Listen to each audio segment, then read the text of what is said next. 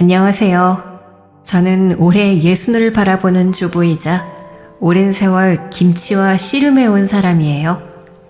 저희 집안은 한 지역에서 전통김치를 꽤나 유명하게 담가오던 집안이었고 그 레시피가 대대로 이어져 온 덕분에 작은 식당 하나 정도는 거뜬히 꾸려갈 수 있을 만큼의 비법을 지니고 있었습니다. 저희 남편도 평생 그 김치 공장과 식당을 꾸려가며 살아왔죠. 그런 저에게는 아들이 하나 있어요. 아들은 30 중반 정도가 되었고 최근에 결혼을 준비하고 있었습니다. 그런데 사실 아들과 결혼을 약속한 예비 며느리가 생기면서부터 제 인생에서 생각지도 못한 사건이 벌어지게 되었습니다. 오늘은 바로 그 예비 며느리와 관련하여 생긴 파란만장한 이야기를 들려드리려 해요. 시작은 아주 사소했습니다. 제가 평소에 다니던 절이 있었는데 그곳 스님이 어느 날 제게 예비 며느리의 관상이 좋지 않으니 조심하라고 경고하셨거든요.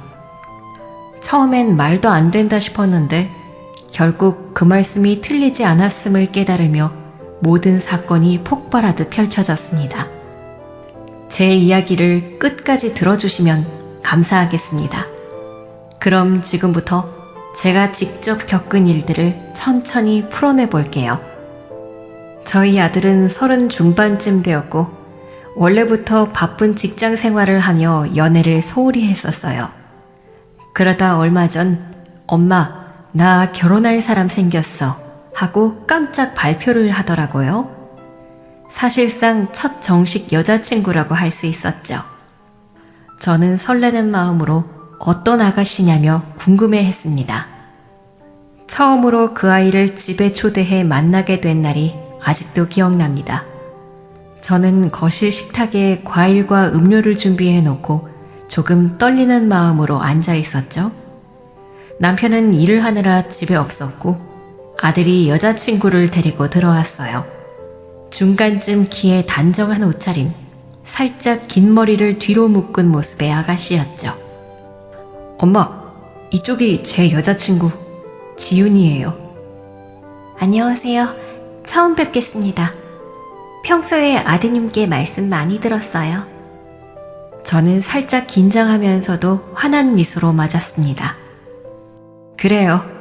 우리 아들하고 사귄 지 얼마나 됐다던가요? 얼마 안 됐지만 서로 결혼까지 생각하고 있어요. 잘 부탁드려요, 어머님. 처음 받은 인상은 참 깔끔하고 예의 바른 사람이라는 것이었어요. 웃는 인상도 밝고 어른이 말씀하실 때 눈을 또렷이 마주치는 게 인상적이었죠. 저는 속으로 이 아이가 정말 우리 집 며느리가 된다면 어떨까 하고 잔잔히 상상했습니다. 대화가 이어지는 동안 예비 며느리는 군데군데 아들에 대한 애정을 드러냈습니다. 아드님이 식당을 물려받을 수도 있다고 하셨던데 저도 요리 쪽에 관심이 많아요. 나중에 음식점을 같이 운영해도 좋겠다는 생각을 했어요. 아휴, 그거야 우리 아들이랑 의논해서 마음 맞춰보면 되겠네. 음식에 관심이 있다고 하니 나도 반갑구먼.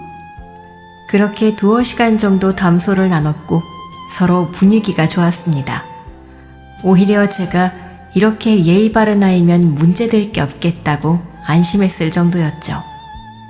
그리고 얼마 뒤 아들이 엄마, 곧 결혼 날짜를 잡아야 하는데 여자친구가 시댁 어른들이 믿는 종교나 취미 같은 걸 미리 알고 싶어 하네요 하는 겁니다. 사실 우리 집은 종교가 특별히 정해져 있는 편은 아니지만 제가 개인적으로 절에 자주 다니며 스님과 친분이 있었거든요. 아들은 한번 같이 절에 가보자고 해서 저는 흔쾌히 그래, 우리 스님 참 좋은 분이시니 너희도 인사드려라 하고 답했습니다. 그렇게 아들과 예비 며느리 그리고 저 셋이 절에 가게 되었습니다. 남편은 바쁘다고 함께 못 가겠다고 했어요. 그날따라 예비 며느리가 참 요란하게 예쁜 옷을 차려입고 말투도 한없이 상냥해졌더군요. 어머님, 이 절은 처음 와보는데 공기가 너무 맑아요. 어머님이 늘 이렇게 좋은 곳에서 마음의 안정을 찾으신다니 정말 부러워요. 처음 보는 사람이었다면 참 예의 바르고 귀한 아가씨라고 생각했을 듯합니다. 저도 초반에는 무척 기분이 좋았어요. 그런데 막상 절 안으로 들어가 제가 친분이 있던 스님께 아들과 며느리를 소개해드리려 했을 때 스님이 예비 며느리 얼굴을 잠깐 보더니 잔뜩 굳은 표정이 되셨어요. 스님이 저를 따로 불러 조용히 말씀하시는 겁니다. 자네 며느리 될 사람 관상이 조금 심상치 않소. 혹여 잘못 들여다보았을 수도 있으니 그냥 조심하라는 뜻이오. 그게 무슨... 우리 아들 여자친구가 잘못된 게 있나요? 악한 사람이라 단정은 못하지만 그리 좋지만은 않소. 눈빛이나 인상이 좀 뒤틀린 느낌이라 자네가 가정에 해가 되지 않게 조금은 유심히 살펴보길 바라오. 처음엔 귀가 번쩍 뜨였어요. 아니, 며느리 될 나이가 이리도 예의 바른데 무슨 말씀을 하시는 걸까 싶었습니다. 하지만 스님은 무심하게 사람 일은 모르는 거요 하고 미소 지으셨습니다. 그 말씀에 이상하게 제 가슴 한편이 쎄한 기운이 일더라고요. 낯선 불안감이랄까? 그렇지만 예비 며느리는 절에서 두 손 모으고 열심히 기도를 하더군요. 스님께도 깍듯이 90도로 절을 하고 좋은 말씀 부탁드려요 라며 해맑게 웃었어요. 겉보기엔 정말 순하고 다정해 보였습니다. 이런 아이한테서 무슨 문제가 생길까 싶었죠. 절에서 내려오는 길, 예비 며느리가 저기 근처에 유명한 맛집 도시락을 사갈게요 라며 어디론가 사라졌습니다.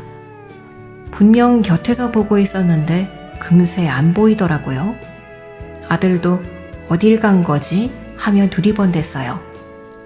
그때 아들이 우연히 주차장에서 친구 전화가 왔다며 차로 가는 사이 저는 괜스레 불안한 마음에 예비 며느리를 찾아 식당 쪽으로 가보려 했습니다.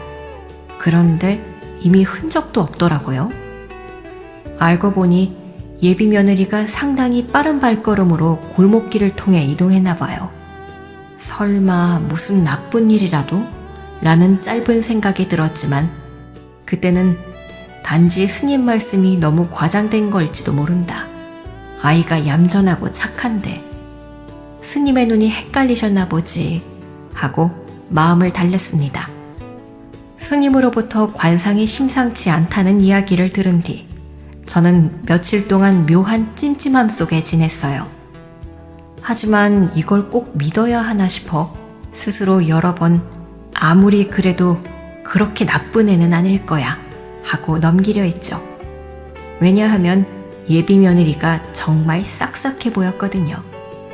스님 말씀이 있은 뒤로 예비 며느리는 자주 우리 가족 식당에 놀러 오기 시작했습니다. 보통 주말이면 아들과 함께 와서 조용히 테이블 세팅을 돕거나 나를 도와 설거지도 해주고 갔어요. 어머님, 제가 여기 그릇 닦아서 놔둘게요. 식당 일이 생각보다 많네요. 어머님이 평소에 이렇게 바쁘셨군요. 저는 처음에 그런 그녀를 보고 흐뭇해했어요. 스님 말씀이 혹시 과장된 건 아닌가? 이렇게 수고를 마다하는 걸 보니 아주 멀쩡하구먼 하고 말이죠. 때론 저에게 어머님, 이 레시피는 어떻게 생각해내신 거예요? 양념 비율이 정말 딱인데 라며 칭찬해주니 사실 싫은 마음이 들 수가 없었어요. 어느 날은 주방 한쪽에서 제가 양념 배합을 하고 있는데 예비 며느리가 조심스럽게 다가와 물었습니다.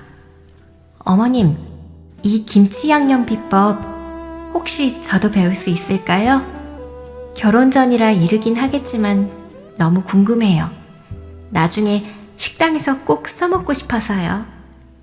저는 순간 당황했지만 애써 웃으며 대답했죠. 배우고 싶다는 건 좋은 마음이지만 이건 우리 집안 대대로 전해오는 방식이라 아직은 내가 자세히 알려주기가 좀 그렇네. 너도 곧 우리 가족이 되긴 하겠지만 정식으로 식구가 된 뒤에 천천히 배워보자고. 솔직히 마음 한구석에선 아직 며느리도 아닌데 벌써부터 이렇게 레시피를 알려달라 하면 어쩌나 하는 경계심이 들었습니다. 그래도 예비 며느리가 열정적으로 물어보니 마냥 나쁘게 대할 순 없었어요. 그래, 아들 결혼 상대치고는 괜찮구나. 스님이야 혹시 실수하실 수도 있지. 사람 일은 모르는 거라지만 이 아이가 딱히 나쁜 짓을 할 이유가 있나? 이런 생각이 들 만큼 예비 며느리는 똑부러진 언행으로 금방 내 마음에 들었습니다. 남편도 재주가 좋네. 벌써 식당 일 손발이 잘 맞아. 라며 좋아했죠. 그 즈음이 제게는 관상경고에 대한 의구심이 잦아들던 시기였습니다. 괜한 걱정을 했나 보다 하고 웃어넘기려 했으니까요. 며칠 후 일상으로 돌아간 저는 가족 식당을 돌보고 집안일도 하며 바삐 지냈습니다. 앞에도 말씀드렸듯이 우리 집에는 비법 김치가 있어요. 대대로 이어진 레시피로 담가 숙성한 좀 특별한 김치랄까요? 그 양념 비율과 숙성 방식이 집안만의 노하우라 함부로 외부에 알리지 않습니다. 식당 직원들이 혹시 필요하면 저나 남편에게 말하고 항아리를 열도록 되어 있죠. 그날은 오랜만에 김치 항아리를 확인하려고 뒤편 창고에 들어갔는데 뚜껑이 살짝 어긋나 있더군요. 제가 늘 정중앙에 맞춰 닫아놓는데 이상했어요. 순간 남편이 열어봤나 싶었지만 남편은 요새 며칠째 밤낮 없이 식당에서 보내고 집에 안 들어온 때가 많았습니다. 왠지 기분이 이상해 CCTV를 확인해 보기로 했습니다. 예전에도 김치나 재료가 이상하게 사라지는 일이 있어서 몇 달 전부터 창고에 설치해 둔 거였거든요. 노트북에 영상을 재생하다 저는 소름이 돋는 장면을 목격했습니다. 화면 속 밤중에 살금살금 들어온 사람은 예비 며느리였어요. 그녀가 조심스럽게 항아리 뚜껑을 열고 안을 뒤적이면서 핸드폰 카메라로 뭘 찍고 있었습니다. 냄새가 좀 강하긴 하네. 그래도 이 레시피만 손에 넣으면 가게는 뭐 대박 나겠네. 저는 그 말에 멍해졌습니다. 가게? 무슨 가게를 말하는 거지? 아들은 결혼하면 식당을 조금씩 물려받을 수도 있다고 했지만 예비 며느리가 따로 자신의 가게를 준비하겠다고 한 적은 없었거든요. 그러더니 그녀는 항아리 옆에 붙어있던 양념 비율 노트 같은 걸 카메라로 찍고 김치를 꺼내 맛까지 보며 킥킥대는 모습이 또렷이 포착됐습니다. 대체 왜 이런 짓을? 결혼도 안 했는데 무슨 이득을 챙기려고 레시피를 훔쳐가나? 하는 생각에 분노와 배신감이 동시에 치밀었습니다. 스님의 경고가 이것 때문인가 싶어 가슴이 끓어올랐죠. CCTV 화면을 확인한 뒤부터 머릿속은 온통 뒤숭숭해졌습니다. 예비 며느리가 항아리 뚜껑을 하나하나 열어보며 양념 배합 상태를 사진으로 찍는 모습을 똑똑히 봤으니까요. 당장이라도 뭔가를 따져 물어야 하나 싶었지만 한편으론 내가 괜히 호들갑 떠는 것처럼 보이면 어떡하지? 하는 걱정도 들었습니다. 예비 며느리는 분명히 뭔가 이상한 행동을 하고 있음에도 남편과 아들은 전혀 제 말을 믿어주지 않을 것이 뻔했거든요. 그래도 너무 답답해서 남편에게 넌지시 얘기를 꺼냈습니다.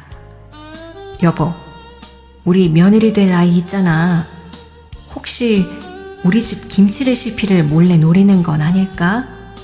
내가 다른 건 몰라도 CCTV에서 뭔가 좀 이상한 장면을 봤거든. 그 아이가 뭐가 아쉬워서 그런 짓을 해. 김치 레시피 정도야 SNS에 넘쳐나잖아. 요즘 젊은 애들은 사진 찍어서 공유도 많이 하고 그냥 재미로 그랬나 보지. 괜히 예민하게 굴지 말고 결혼식 준비에 집중하자고.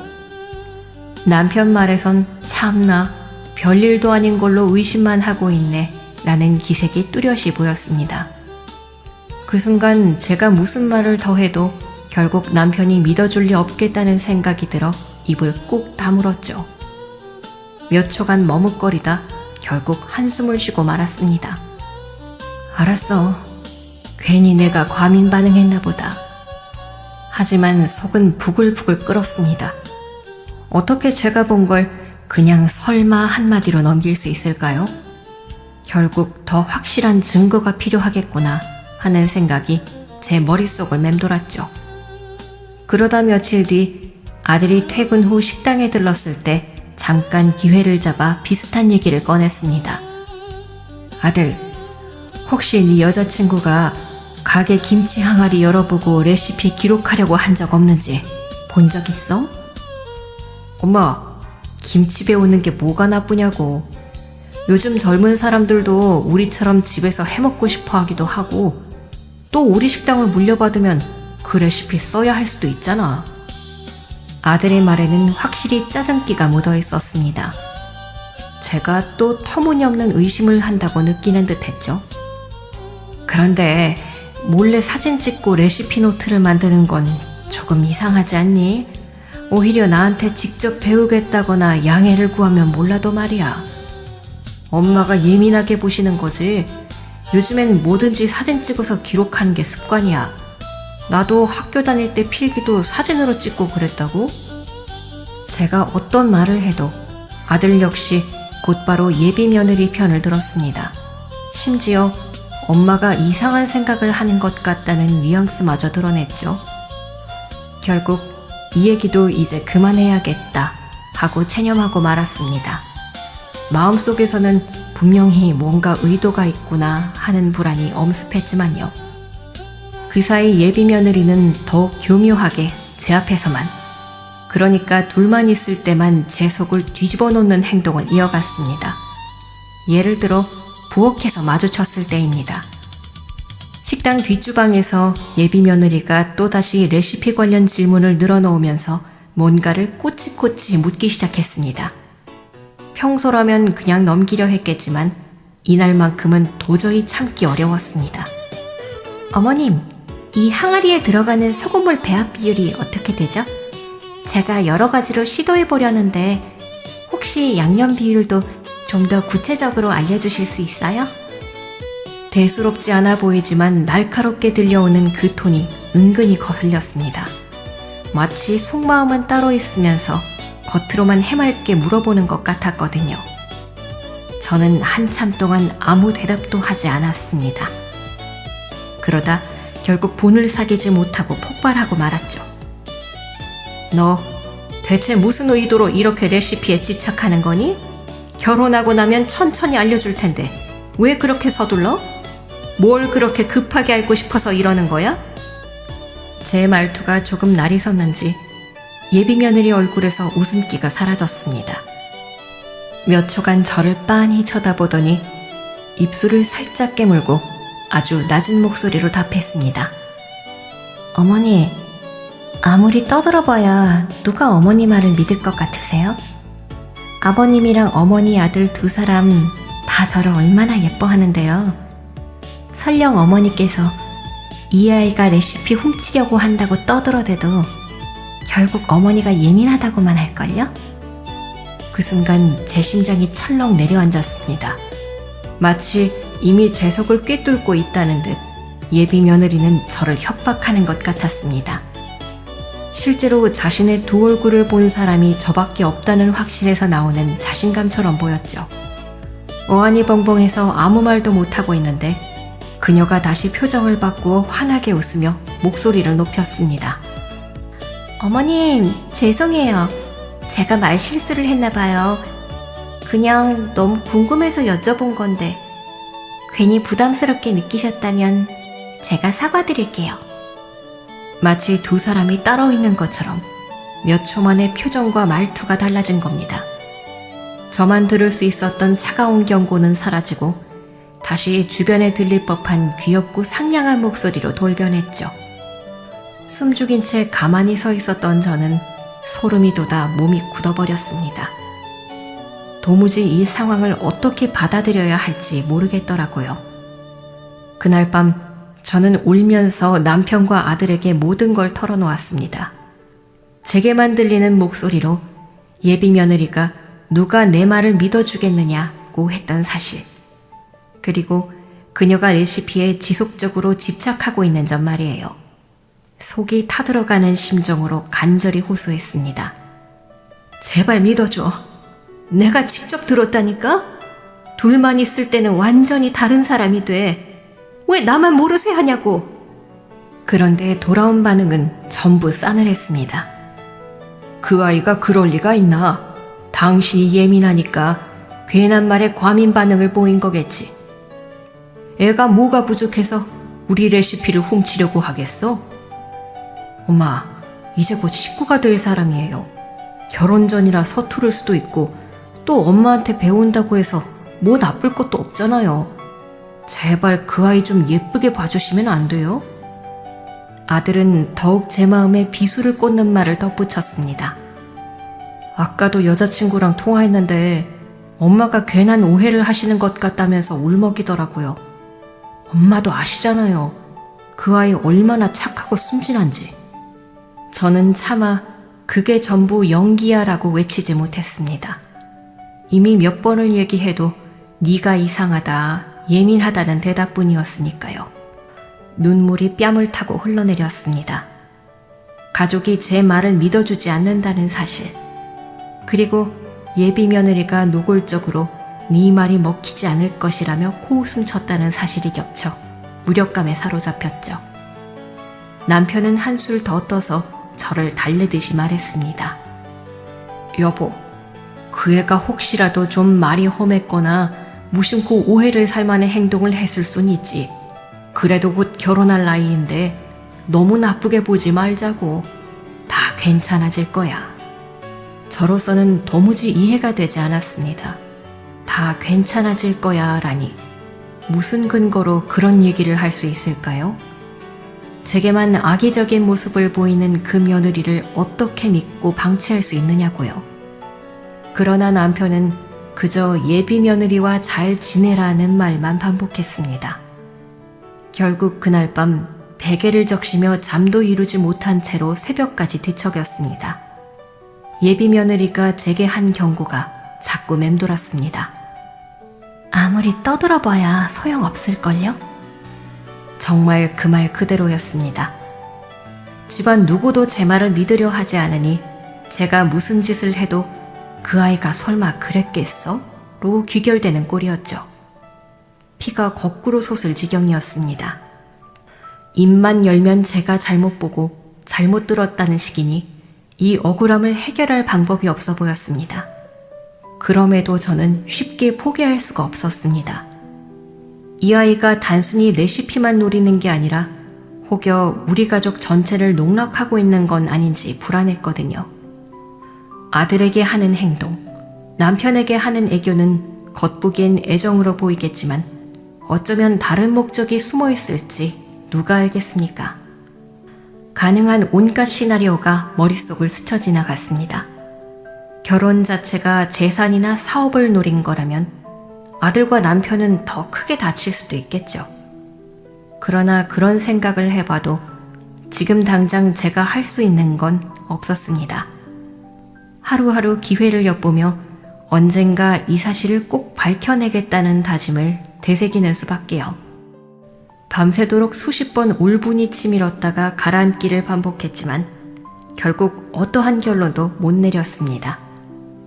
한 가지 분명한 건 저 아이가 분명히 우리를 속이고 있고 가족 누구도 제 편을 들어주지 않는다는 현실이었죠.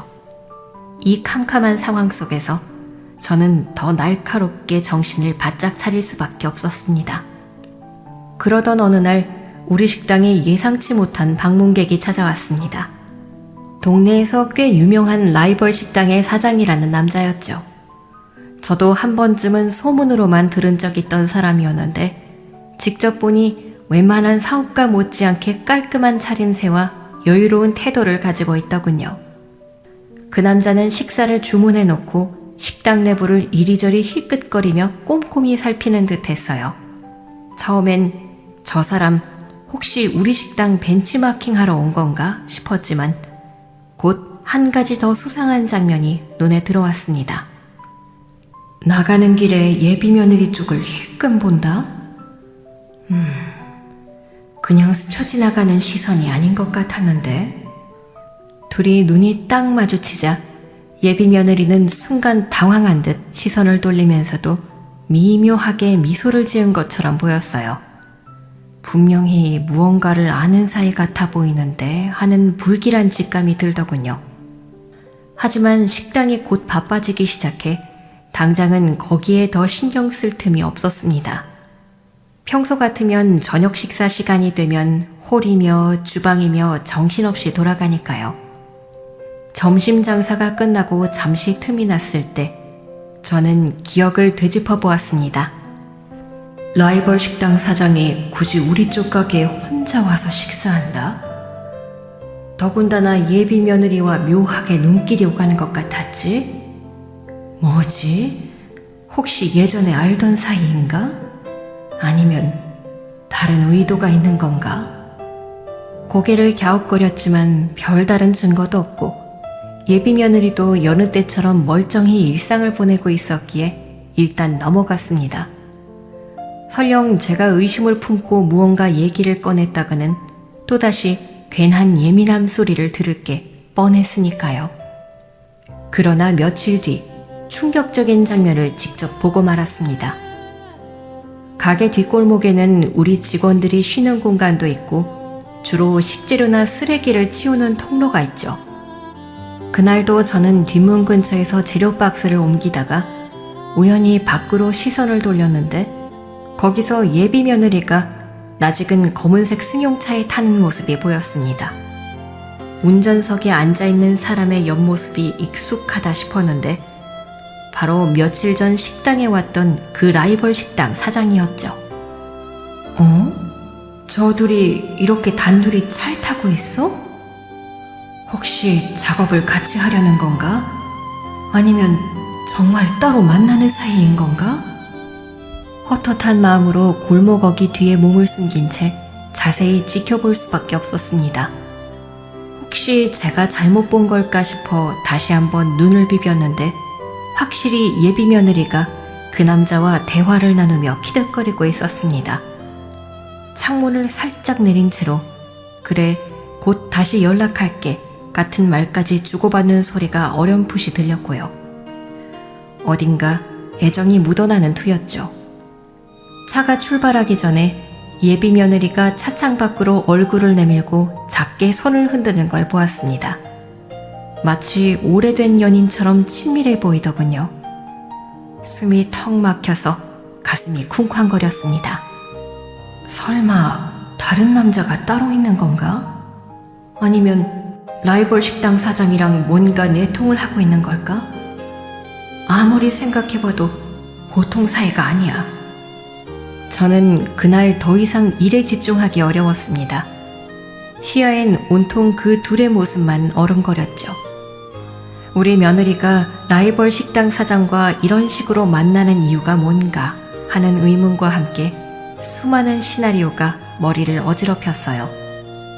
그럼에도 집에 돌아가 남편과 아들에게 그 얘기를 해봤자 소용없다는 걸 저는 잘 알고 있었습니다. 이미 김치 레시피 건으로도 전혀 제 말을 믿지 않았던 사람들이니 라이벌 식당 사장과 예비 며느리가 수상하게 만났다고 떠들면 더더욱 또 괜한 망상이라고 치부해버릴 게 뻔했죠. 차마 가족들에게는 말을 못하고 속으로만 끙끙 앓았습니다. 언제부터 알고 지낸 사이일까? 이미 내 레시피가 다 넘어간 건 아닐까? 아들은 이 사실을 알면 어쩌려나 같은 불안이 끊임없이 떠올랐지요. 며칠 뒤 우연인지 필연인지 또다시 예비 며느리의 수상쩍은 행동을 포착하게 됐습니다. 이번에는 아주 직접적이었죠. 저는 그날 집안 정리를 하다 예비 며느리 방에서 새어나오는 전화통화 소리를 듣게 됐는데 굳게 닫힌 방문 너머로 꽤나 흥분된 목소리가 들렸습니다. 보통 사람이라면 도청이 불미스럽다고 생각했을지 모르지만 저는 이미 그런 윤리적 고민을 할 여유조차 없었습니다. 이 집안을 지키려면 무슨 일이 벌어지고 있는지 알아야만 했으니까요. 문틈 사이로 예비 며느리의 목소리가 제법 크게 울렸습니다. 처음에는 자기라는 호칭에 뜨악했고 곧이어 레시피라는 단어가 들려오자 심장이 덜컥 내려앉았습니다. 자기, 이번 주말 레시피 완벽하게 손에 넣을 수 있어. 어머니만 잘 구슬리면 다 되거든? 결혼 준비도 착착 진행 중이니 나중에 우리가 더 크게 벌리면 되잖아. 아, 그 시어머니? 나 벌써 질려. 아무리 난리쳐봤자 어차피 날 믿어주는 사람은 아버님이랑 아들이잖아. 가슴이 쿵쾅거려서 당장이라도 문을 열고 들어가 도대체 무슨 짓이냐라고 따져 묻고 싶었지만 그러면 증거 없이 또 예민하다는 핀잔만 들을 게 뻔했습니다. 차라리 조용히 확실한 정보를 더 모으는 게 낫겠다고 생각했죠. 그때 마침 폰을 꺼내 녹음이라도 해보려고 했지만 방음이 엉성한 탓인지 제 발소리와 잡음이 섞여 제대로 녹음되지 않았습니다. 며느리의 목소리는 울림이 심해 몇 문장만 겨우 알아들을 수 있었어요. 그래도 확실히 들린 단어들이 제 손을 떨리게 만들었습니다. 내가 그 집 아들 꼬시면 가능하다 했잖아. 잠깐 잡음이 끼어 그 뒤에 뭐라고 말을 이어갔는지는 잘 들리지 않았지만 이미 충분히 충격적인 내용이었습니다. 한동안 그 자리에 가만히 서서 문을 노려보았습니다. 예비 며느리는 여전히 전화를 끊지 않고 웃음소리와 함께 가벼운 농담을 이어가고 있었어요. 아버님, 아들 둘만 내 편이면 아무 걱정 없다는 말에선 뻔뻔함마저 느껴졌습니다.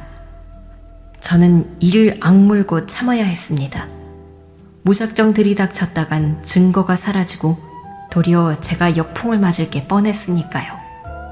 제 머릿속에는 그동안 봐왔던 온갖 수상한 장면들이 빠르게 연결되기 시작했습니다. 항아리를 몰래 열어 양념 비율을 찍어가던 CCTV 화면, 라이벌 사장의 차에 타고 있던 모습, 이제는 아들을 기만하는 듯한 전화통화까지 이 모든 게 하나의 그림으로 완성되어 가는 것 같았죠. 그럼에도 마음은 갈기갈기 찢기는 기분이었습니다. 아들을 속이고 남편도 농락하는 이런 상황이 말이 됩니까? 그리고 저는 눈물이 고이려는 걸 애써 참으며 조심스레 문 앞에서 물러났습니다. 이 상태로 방에 남아있다가는 혹시라도 예비 며느리가 통화를 마치고 나와서 마주칠 경우 변명도 못한 채 들켜버릴까 두려웠거든요. 증거가 있어야 돼. 확실한 증거. 그래야 아무도 나를 무시 못해. 녹음은 제대로 되지 않았지만 또 다른 방법을 찾아야지. 그렇지만 아무리 머리를 굴려도 당장 떠오르는 뾰족한 방법은 없었습니다. 골목 CCTV로 예비 며느리의 미래를 잡을 수도 없고 녹음이 잘 안 되면 현장 사진이라도 찍어야 하는데 그녀가 항상 교묘하게 숨기고 다니니 쉽지 않았죠. 저는 분노와 두려움 사이에서 가슴이 쿵쾅거렸습니다. 결국 그날 밤도 뜬 눈으로 새벽을 맞이했습니다. 바깥이 희미하게 밝아올 무렵 저는 겨우 잠시 눈을 붙이며 마지막으로 스스로에게 다짐했습니다. 저 전화 내용만으로도 빼도 박도 못할 증거가 될 수 있긴 한데 녹음 상태가 너무 안 좋아. 조금만 더 버티면 저 아이가 분명 또 뭔가를 시도할 거야. 그때야말로 내가 직접 손에 잡히는 증거를 확보하자. 다시는 가족들도 변명 못하게. 그렇게 밤을 지새우고 나니 온몸이 무겁고 지쳤지만 오히려 정신은 더 또렷해지는 것 같았습니다. 더는 망설일 수 없다는 깨달음, 그리고 식당과 아들을 지키겠다는 의지가 제 힘든 몸을 떠받쳐 주었죠. 이젠 정말 끝을 봐야 한다는 다짐이 머릿속에 짙게 자리 잡았습니다. 하지만 기회는 생각지도 못한 어느 날 갑자기 찾아왔습니다.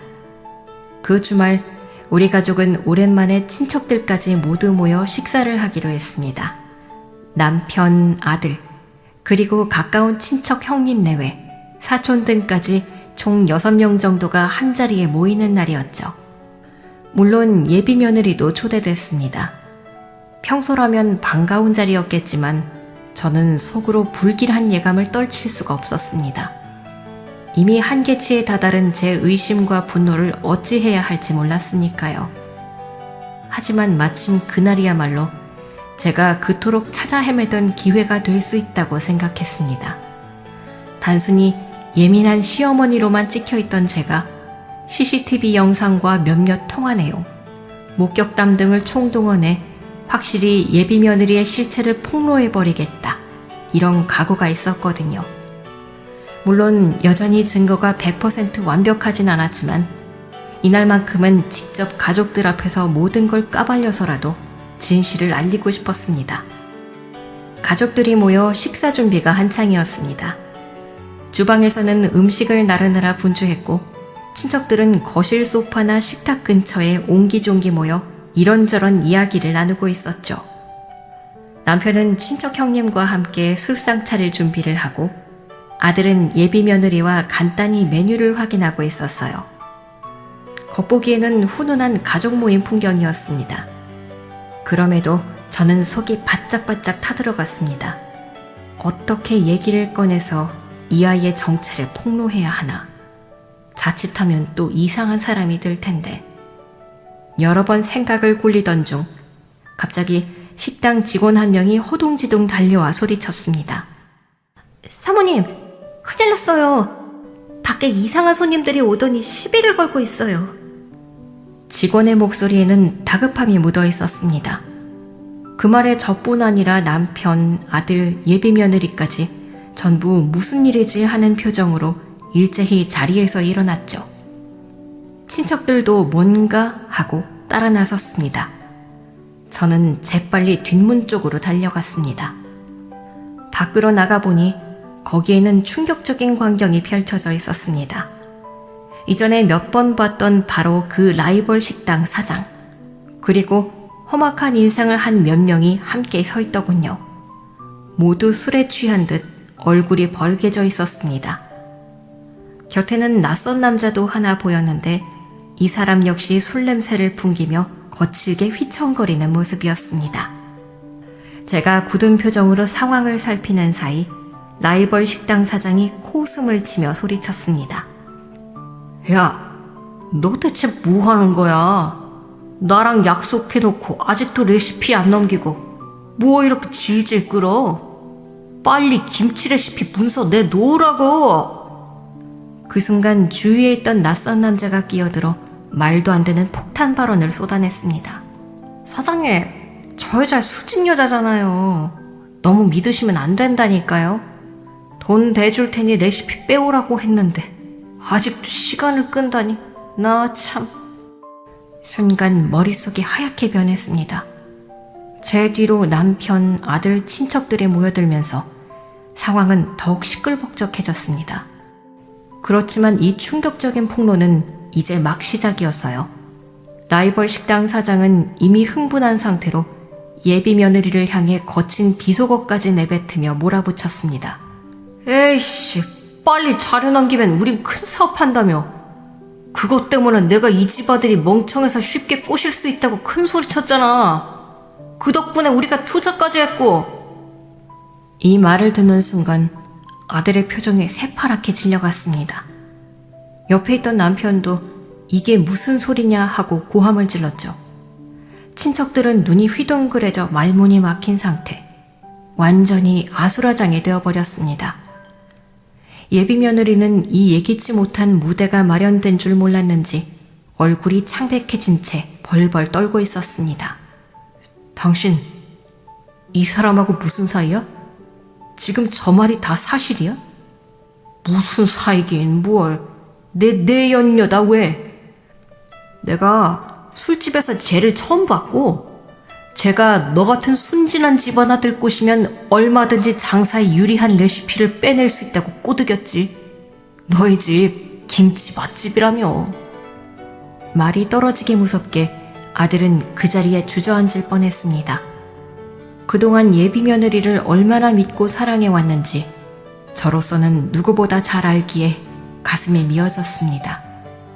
남편 또한 이게 무슨 하며 말을 잇지 못한 채 예비 며느리를 노려봤습니다. 그 순간 예비 며느리는 허둥지둥 변명하려 들었습니다. 아니야, 이거 다 오해예요. 제가 잠깐 실수했을 뿐이에요. 사장님이 강압적으로. 하지만 이미 라이벌 사장 측에서 준비해온 자료가 있었나 봅니다. 옆에 있던 그 낯선 남자가 대뜸 사진 몇 장을 들이밀었습니다. 모텔 앞에서 찍은 듯한 사진, 술집에서 한껏 밀착한 사진 등 눈뜨고는 못 볼 수준의 장면들이었죠. 모두가 입을 다물지 못했습니다. 어머, 이게 네가 정말 저 사장님하고? 뭐야, 이런 사진까지 다 찍어놨단 말이야? 도대체 무슨 관계였는데? 예비 며느리는 사진을 본 순간 혼비백산한 얼굴로 손을 떨며 아니 저건 나도 모르는 하고 중얼거렸지만 이미 상황은 돌이킬 수 없었습니다. 여기에다 라이벌 식당 사장은 더 노골적으로 막말을 퍼부었습니다. 야, 네가 저 남자만 꼬시면 레시피 빼올 수 있다고 큰소리쳐서 돈도 받았잖아. 왜 이리 질질 끄냐고. 빨리 문서로 정리해서 넘기라고. 아님 내 돈을 내놓던가. 그 말에 예비 며느리가 더는 발뺌하기 힘들어진 건지 고개를 떨군 채 신음소리만 냈습니다. 아들은 불같이 화를 내려다 오히려 충격으로 덜덜 떨고 있었고 남편은 한쪽 주먹을 움켜쥐고 이를 갈며 분노에 떨었습니다. 여보, 이게 대체 어떻게 된 일인지 그동안 당신이 의심했던 게 다 맞았던 건가? 내가 미쳤지. 왜 당신 말을 믿지 않았을까? 그 말에 저는 울컥했습니다. 드디어 내가 무엇을 받고 무엇을 느꼈으며 얼마나 외로웠는지를 이제야 가족들이 깨닫고 있구나 싶었거든요.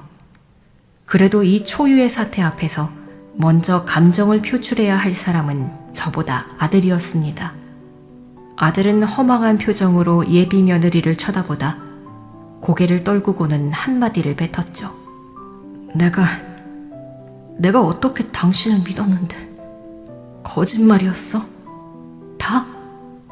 예비 며느리는 눈물이 그렁그렁 맺힌 채 잘못했어 라거나 정말 사업 때문이었어도 나는 사실 같은 말로 횡설수설 변명을 늘어놓았지만 이미 신뢰는 산산조각이 난 뒤였습니다. 라이벌 식당 사장의 막말에 모두가 분노를 터뜨렸고 친척들이 이 결혼 당장 파토내야 해 말도 안 되는 일이라며 거들었죠.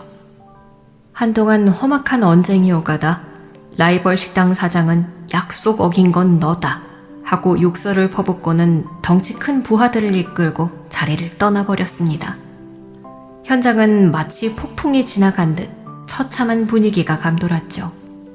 예비 며느리는 바닥을 보고 있고 아들은 벽을 짚으며 흔들리고 남편은 주먹을 움켜쥔 채 아무 말도 못했습니다. 이렇게 당장 폭로가 이뤄졌지만 가족 모두가 받게 된 상처는 엄청나겠지. 그래도 이제야 내 말이 진실이었음이 드러났고 저 악랄한 계획도 더는 진행되지 못할 거야. 아들 역시 지금은 고통스럽겠지만 이 사실을 몰랐다면 평생 속았을 테니. 순간 여러 감정이 뒤섞여 울고 싶었지만 아직 정리해야 할 일들이 많았습니다. 예비 며느리는 계속해서 울먹이며 한 번만 용서해달라고 애걸했지만 이미 분위기는 용서와는 거리가 멀었죠. 제가 옆에서 살짝 남편과 아들의 어깨를 잡으며 말했습니다.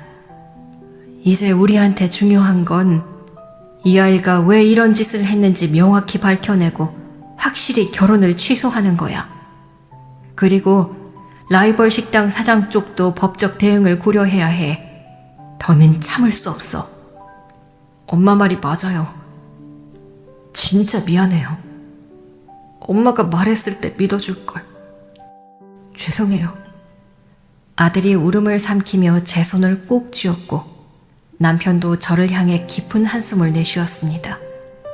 친척들은 여전히 경악을 금치 못한 채 어떻게 이런 막장 드라마가 하고 수군거렸죠. 그렇게 가족 모임은 전혀 뜻밖의 방식으로 막장이 되어버렸습니다.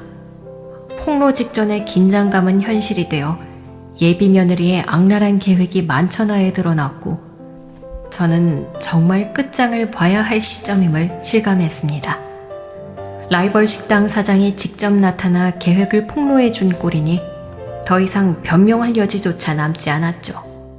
한편으로는 이걸로 한숨 돌릴 수 있다는 안도와 함께 앞으로 처리해야 할 일들이 산더미처럼 떠올랐습니다. 아들의 상처, 집안의 혼란, 식당 영업에 미칠 파장 등등.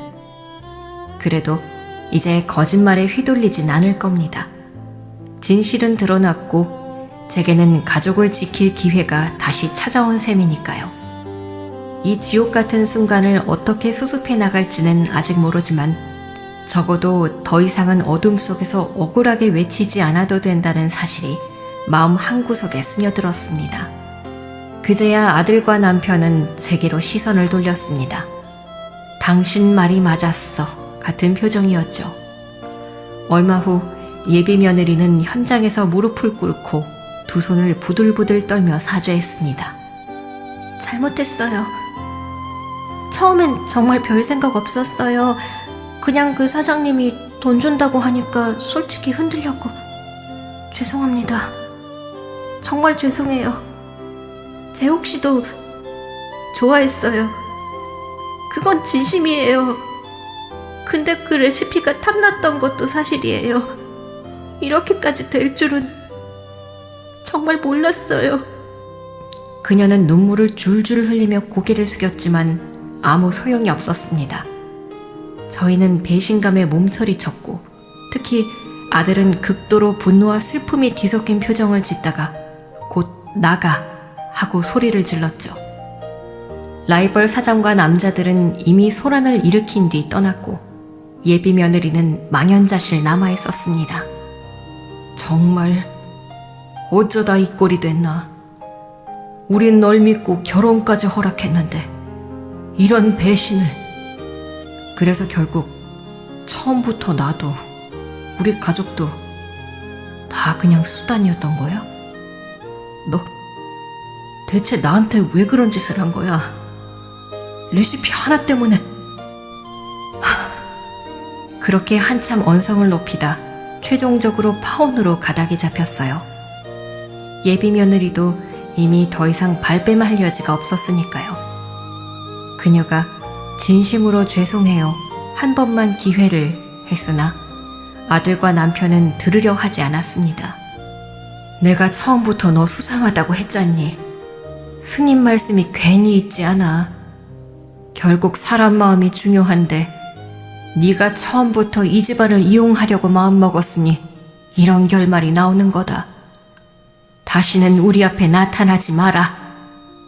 예비 며느리는 흐느끼며 짐을 챙겨 떠났고 그 길로 결혼 준비는 완전히 취소됐습니다. 저희 가족은 엄청난 충격 속에서 몇 주간을 지냈죠. 그 후 남편과 아들은 저에게 연신 사과를 했습니다. 미안해. 당신 말 좀 들어줄걸. 자꾸 쓸데없는 의심이라며 무시해서 내가 잘못 봤어. 엄마, 정말 죄송해요. 엄마가 그렇게 말했는데도 내가 그 아이만 믿었잖아요. 내가 너무 어리석었어. 저는 씁쓸하지만 다행이라고 생각했습니다. 최소한 레시피가 완전히 유출되진 않았거든요. 예비 며느리가 노트와 사진들을 찍어갔을지 몰라도 진짜 핵심은 우리가 직접 손맛으로만 지켜온 부분이라 완벽히 베끼긴 어렵습니다. 설령 라이벌 사장이 받아봤자 100% 똑같은 맛을 내긴 힘들 거예요. 남편도 한숨을 쉬며 이래서 선조들이 가문의 비법을 절대 외부에 알리지 말라고 하신 건가 봐. 가문의 명예도 같이 달려있잖아 라고 중얼댔습니다. 저 역시 식은땀을 흘리며 그러게 아무튼 무사히 지켜서 다행이다 하고 안도했죠. 일이 이렇게 되고 나니 저희는 스님께 다시 인사를 드리러 갔습니다. 스님께 정말 관상이 심상치 않았다는 말씀이 맞았네요. 결국 큰일이 터져버렸어요. 하고 털어놨더니 스님은 조용히 고개를 끄덕이시며 결국은 마음이지요. 아무리 관상이 어때도 마음 쓰기 나름인데 그 아이가 욕심에 치우쳤으니 남의 집안에 해코지 하려 하면 언젠가는 들통나기 마련이요.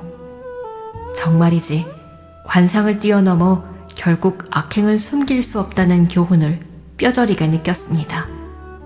그 뒤로 아들은 큰 상처를 받았지만 점차 일에 집중하며 마음을 추스르고 있습니다.